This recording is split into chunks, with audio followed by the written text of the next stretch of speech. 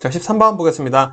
기업이 오프라인, 온라인, 모바일 등의 모든 채널을 연결해 고객이 마치 하나의 매장을 이용하는 것처럼 느끼도록 하는 쇼핑 시스템을 지칭하는 것은 옳은 것은? 자, 이거는 고민하실 필요 없죠. 요 세 개 다 연결해 주는 건 뭐다? 옴니 채널이다. 옴니 채널에 대한 설명을 지금 하고 있네요. 그럼 나머지 내용도 한번 볼까요? IoT, 여러 사물의 센서나 통신 기능을 내장에 인터넷과 연결 사용하는 기술. 자, 우리 스마트 제품들 요런 데 해당할 거고요. 자, 그리고 O2O, 온라인 투 오프라인이죠. 자, 온라인과 오프라인을 결합해 새로운 시장을 만들려는 마케팅 기법이다 보시면 되겠고요. 자, 그리고 비코는 블루투스 사용하는 무선 통신 장치. 자, 옴니 채널 말씀드렸고요. BYOD. 자, 이거는 뭐냐? Beyond Your Own Device라는 겁니다. 무슨 말이냐? 자, 내가 회사에서 일할 건데 너 집에 혹시 태블릿 패드 이런 거 있니? 그거 가지고 와서 회사에서 좀 일하는데 응용을 한번 해보길래? 라고 물어보는 굉장히 이기적인 방법인데 요거를 뭐 쓰고 서양에서는 많이 쓴다고 합니다. 그래서 직원들이 소유한 개인 태블릿, 스마트폰, 노트북 등을 업무에 활용할 수 있게 해준다. 인텔이 처음으로 도입했고요. 그렇게 해주니까 참 감사할 따름이네요. 감사합니다. 어쨌든 정답 2번이네요. 자, 14번 보겠습니다. 임금을 산정하는 방법에 대한 설명으로 가장 옳은 것은? 자, 이런 거 한번 쓱 읽어보면 풀 수 있습니다. 자, 1번 근로자의 성과와 무관하게 근로시간을 기준으로 보감을 찍은 형태는 성과급제. 딱 봐도 아닌 거 알죠? 자, 2번 근로자의 성과에 따라 보상을 지급하는 것은 시간급제 아니라 성과급제죠. 3번 근로자의 입장에서 시간당 보상이 일정하고 사용자 측에서는 임금 산정 방식이 쉬운 것은 시간급제다. 시간급제다. 시간급제죠. 성과를 측정하는 것보다 너 몇 시간 일했어? 얼마? 이렇게 계산하는 게 훨씬 쉽죠? 자, 이런 문제는 정말 쉽게 나온 거기 때문에 이런 문제도 있다. 이런 문제가 그래도 많이 나온다라는 거 꼭 놓치면 안 되는 문제죠? 자, 15번 보겠습니다. 유통환경 분석 시 고려하는 거시환경, 미시환경과 관련된 내용으로 옳지 않은 것은? 자, 이런 것도 읽어보면 되겠죠? 자, 1번 자본주의, 사회주의 같은 경제체계는 거시환경이다. 맞죠? 자, 2번 어떤 사회가 가지고 있는 문화, 가치관, 전통 등은 사회적 환경으로 거시환경에 포함된다 라고 볼 수 있겠죠? 죄송합니다. 3번 기업과 거래하는 협력업자는 미시환경에 포함된다. 자, 요것도 맞는 내용이라고 볼 수 있죠? 자, 4번 기업이 따라야 할 규범, 규제, 법 등은 미시환경. 요거는 거시환경이 맞죠? 정답 4번이죠? 자, 우리 그래서 거시적 환경, 미시적 환경이 대충 무엇이냐 이런 뉘앙스만 잡아두면 충분히 풀 수 있는 문제입니다. 요거 문제 은근히 1년에 한 번은 꼭 나오는 것 같습니다. 네, 16번 기업이 사용하는 재무제표 중 손익계산서의 계정만으로 옳게 나열된 것은? 자, 요거는 무슨 문제냐? 틀리라고 나온 문제입니다. 이거는 안 외우는 게 저 같으면 공부하지도 않아요. 외우지도 않아요. 왜? 이런 문제는 또 안 나옵니다. 자, 틀리라고 만든 변별력 문제이기 때문에 이거를 외우는 게 아니라 우리는 뭐냐? 손익계산서에 대한 공부를 해야 되는 겁니다. 손익계산서에 들어간 내용은 뭐냐? 매출원가, 매출액, 매출총액, 영업이익, 영업외수익, 영업비용, 당기순이익, 판매비, 관리비, 법인세 비용, 법인세 차감 너무 많죠. 자, 그래서 우리 대충 외울게요. 매출 관련. 자, 매출 관련 1, 2, 3번 있죠. 그리고 영업 관련. 자, 요렇게 3개 있고요. 그리고 나머지는 법인세, 비용, 법인세, 그리고 당기순이익, 판매비, 관리비 이렇게 있다. 요 정도 일단은 머릿속에 담아 두시고요. 시간 남으면 외우세요. 요거 손익계산서 같은 문제는 굳이 외워도 뭐 우리가 흐름에 추론을 하는데 도움이 되는 문제도 아니고요. 그냥 외우면 딱 한 문제 맞출 수 있는 문제이기 때문에 시간 대비 효율이 굉장히 좋지 않은 문제다 라고 말씀드리고 싶어요. 그래서 요거는 외울 분들만 외우시면 됩니다. 굳이 한 문제 정도는 틀리셔도 돼요. 자, 17번 구매관리를 위해 기능의 집중화와 분권화를 비교할 때 집중화의 장점으로 가장 옳지 않은 것은? 자, 딱 봐도 집중이랑 우리 분권 차이 오시죠? 하나 한 개, 분권은 여러 개, 다개. 자, 다개라고 하는 거 맞나요? 어쨌든 자, 한번 읽어보도록 하겠습니다. 집중화의 장점이죠. 자, 구매 절차가 간단하고 신속하다. 자, 한 개 집중을 했어요. 자, 그러면은 내가 예를 들어서 A라는 물건을 사려고 집중을 해요. 그럼 A의 성품은 뭔지, 기능은 뭔지, 재원은 뭔지 엄청 집중을 하겠죠. 자, 근데 A도 사고, B도 사고, C도 사고, D도 사고, E도 사고 막 여러 개 사요. 그러면 내가 이렇게 막 엄청 집중해서 보는 게 아니라 얘네들이 모이면 어떤 기능을 할 수 있겠다. 얘는 대충 뭐 크기가 이러니까 이렇게 놓으면 되겠고 이런 식으로 생각이 들 수 있겠죠.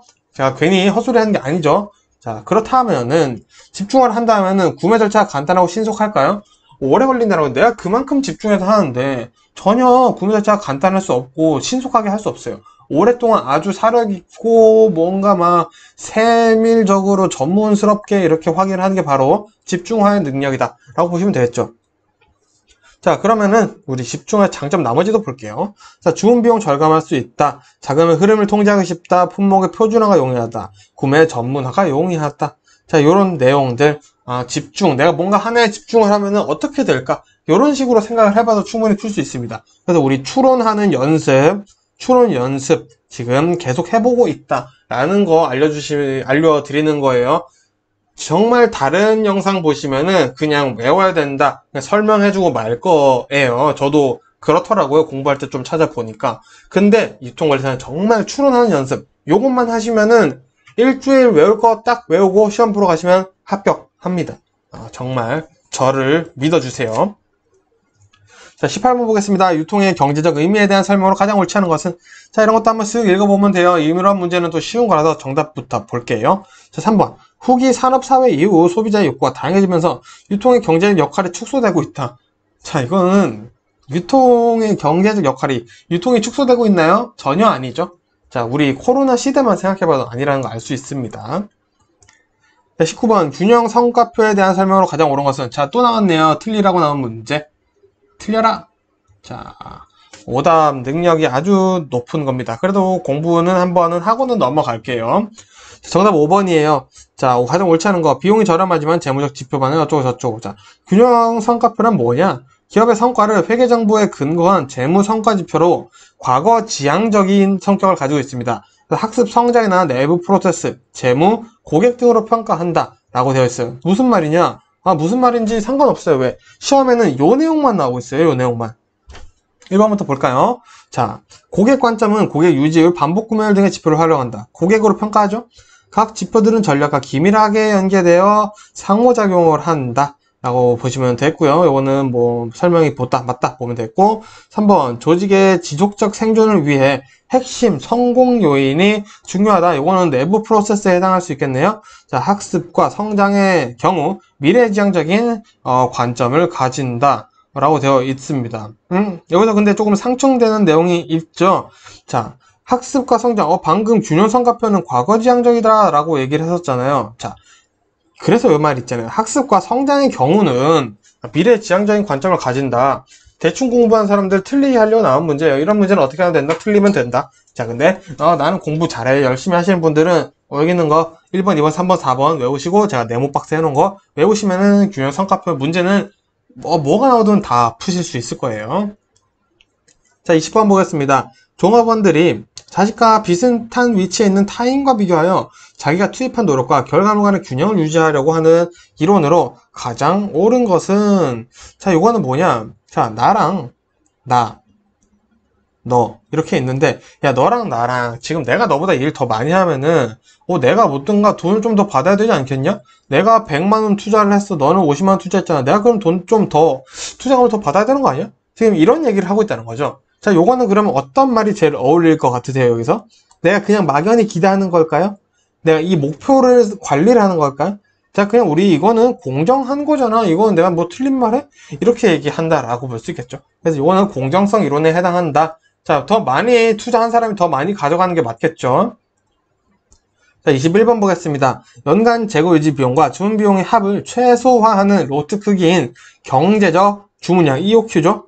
자, 이 경제적 주문량을 계산하는 과정에서 사용하는 가정으로 가장 옳지 않은 것은? 자, 요 경제적 주문량의 가정 몇 가지가 있어요. 자, 근데 여기 문제 다 나와 있습니다. 자, 먼저 수량 할인은 없다. No discount.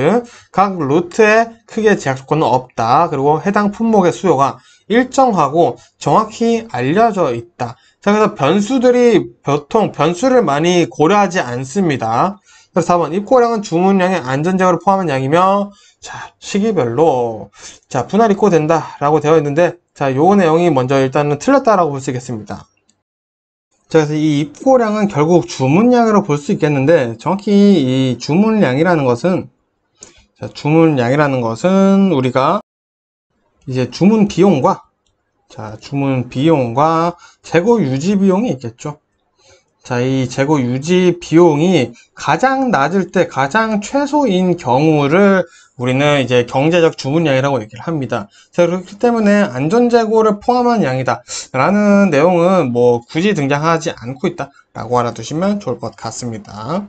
자, 그래서 우리 EOQ에 대한 특징 1번, 2번, 3번, 5번은 꼭 외워두시면 좋을 것 같아요. 이어서 보겠습니다. 유통기업의 윤리 경영에 대한 설명으로 가장 옳지 않은 것은, 자, 이런 거 땡큐 문제죠. 읽어보면 바로 풀 수 있습니다. 정답 바로 볼게요. 3번 볼게요. 자, 유연하고 수직적인 임원 우선의 기업 문화를 조성한다. 굉장히 맞는 말인 척 하고 있죠. 자, 이런 분들 이제 우리는 수평적이잖아요. 그죠? 자, 이런 땡큐 문제 있습니다. 자, 23번 소비자 기본법 어쩌고 저쩌고 상 제8조에서 사업자가 소비자에게 제공하는 물품 등으로 인한 소비자의 생명, 신체 또는 재산에 대한 위해를 방지하기 위해 지켜야 할 기준을 정해야 하는 주체로 옳은 것은, 자, 무슨 말이죠? 무슨 말인지 모르겠습니다. 이런 거 뭐냐? 틀려라 문제죠. 자, 틀려라. 자, 그래서 요건 정답만 볼게요. 정답은 5번입니다. 어쨌든 국가에서 이런 거를 정한다 라는 거 보시면 되겠네요. 자, 24번 보겠습니다. 아래 그 상자에서 설명하는 유통이 창출하는 소비자 효용으로 가장 옳은 것은, 자, 보기부터 볼게요. 시간, 장소, 소유, 형태, 거래 효용 뭐 이런 식으로 있네요. 자, 한번 그러면 읽어보도록 하겠습니다. 자, 탄산음료의 제조사들이 탄산음료의 원액을 제조하여 중간 상인 보틀러에게 제공하면 보틀러는 탄산음의 원액과 설탕과 감미료에 첨가하여 탄산과 혼합해 병이나 캔에 넣어 소매상에게 판매하고 소비자는 탄산음료를 마시는 혜택을 누릴 수 있다. 정말 감사하네요. 내가 돈 주고 사 먹는 건데 소비자가 왕인데, 뭐 소비자가 왕인 것도 요즘에는 없습니다. 또 그렇다고 갑질해서는 안 되겠죠. 자, 요거는 지금 뭔지 한번 보겠습니다. 자, 요 네 가지 한번 집중해서 볼게요. 시간 효용. 자, 시간 효용이라서 우리가 빨리 사 먹을 수 있게 해주는 거죠. 우리가 굳이 탄산음료 공장까지 가지 않아도 빨리 사 먹을 수 있는 거죠. 자, 그래서 핵심은 요거라는 겁니다. 보관 기능을 해주는 거예요. 내가 빨리 근처에서 보관을 해주고 있으니까 너가 빨리 사 먹을 수 있는 거야 라고 얘기를 하는 게 시간 효용이 어떻게 보면 핵심이라는 겁니다. 자, 장소 효용은요, 이 장소에 대한 내용이 아니라 운송에 대한 얘기가 나올 수 있습니다. 내가 너 있는 곳까지 운송을 해주면은 너 있는 장소로 내가 가잖아. 너 있는 곳 그럼 가까워지잖아. 이런 식으로 얘기를 하는 게 바로 장소 효용입니다. 자, 소유 효용은 뭐냐? 생산자인 우리가 탄산음료를 돈 주고 사 먹었어요. 돈을 내는 순간 이 음료는 법적으로 제 거죠. 자, 이 소유권이 이동되는 거고요. 형태 효용은 상품을 이제 적절한 수량으로 분할하고 분배한다. 이런 내용들이 이제 시험에 나오고 있습니다. 자, 그러면 우리 4번 내용을 보니까, 자, 이 과정들이 지금 설명되어 있다는 말이죠. 이 문제 굉장히 좋은 문제입니다.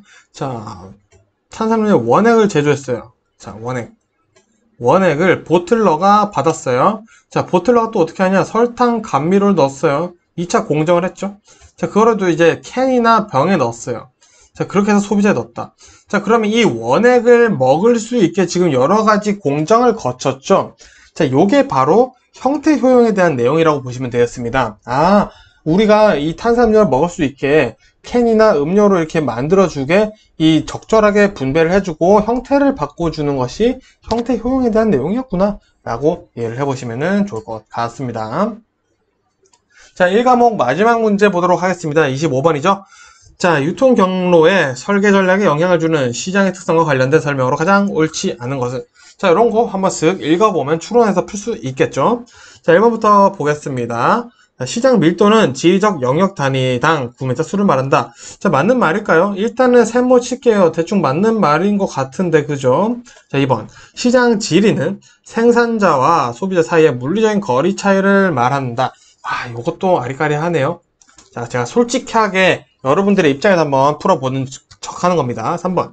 자, 제조업체가 직접 채널에 의해 커버할 시장이 크기가 큰 경우에는 많은 소비자가 직접 접촉을 해야 하기 때문에 비용이 증가한다. 야, 요거는 맞는 말이겠죠?